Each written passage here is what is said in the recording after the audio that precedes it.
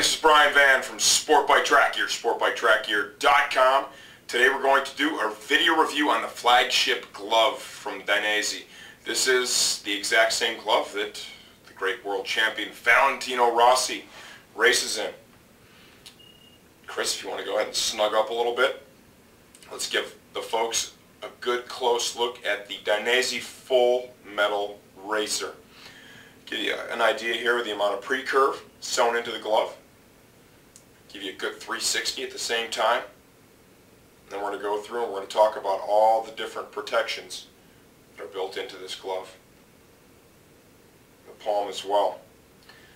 Well, let's go ahead and let's start with, basically where the name comes from. Full Metal Racer. We have titanium inserted into carbon. Very cool Dainese logos. This is a special technology here in this area that's been developed by Dainese, through their racing heritage for sure. Lots of protection for both the knuckles as well as the back of the hand. This part here is really pretty unique. You'll see here, for the outer portion of the wrist, it's a pretty vulnerable spot, and that for me is landing spot on where it should be. Feels good. We have the DCP, the distortion control. This is an area to help protect the pinky. It's just like a thermoplastic piece here.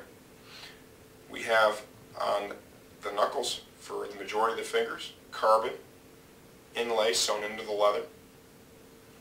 The palm of the glove. If you really want to tighten up on this detail here is really pretty cool. This is basically a grip patch that's been added. And you see the real cool Dainese logo in there. Lots of detail, but on a flagship glove like this, you'd expect nothing less from a company like Dainese. Here in the palm, in the highest impact and abrasion area, they've sewn in a piece of the thermoplastic that kind of mirrors what they've used up here in the pinky. My guess is this is, a lot of people when they put their hands down, they crash. And I think the idea here is going to be to protect your palm, because the thermoplastic is not going to grab the pavement in the same manner that the leather would. Okay, it's going to glide much easier. So I think what they're trying to do is protect the palm by having a material here that's going to slide if you put your hands down when you crash. And I'd really like to see how effective that is in a real crash, because it certainly is a fantastic idea. And knowing, all the testing they've done in racing, they've probably had some great results with that. Still in the palm. Double layer of leather as well. High wear area here in between your index finger and your thumb. Outside of the thumb, additional layer of leather sandwiching in some energy absorbing foam.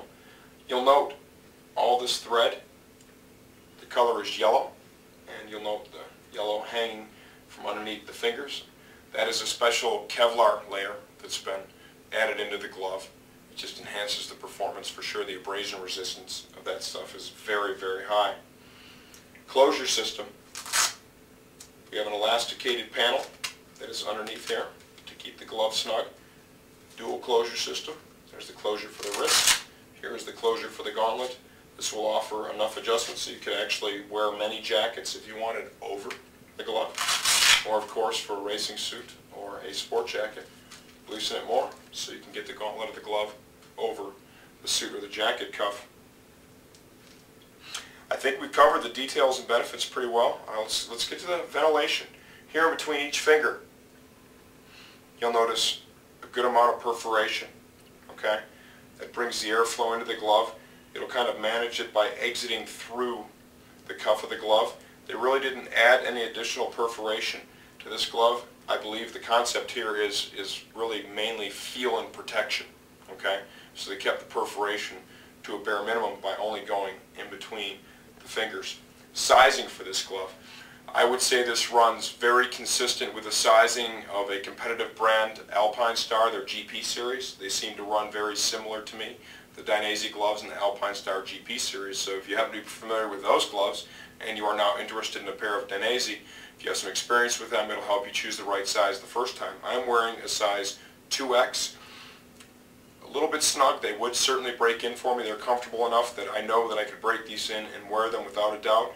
Normally in the Alpine Star GP series, I would be more apt to choose a 3X and have a little more room to begin with.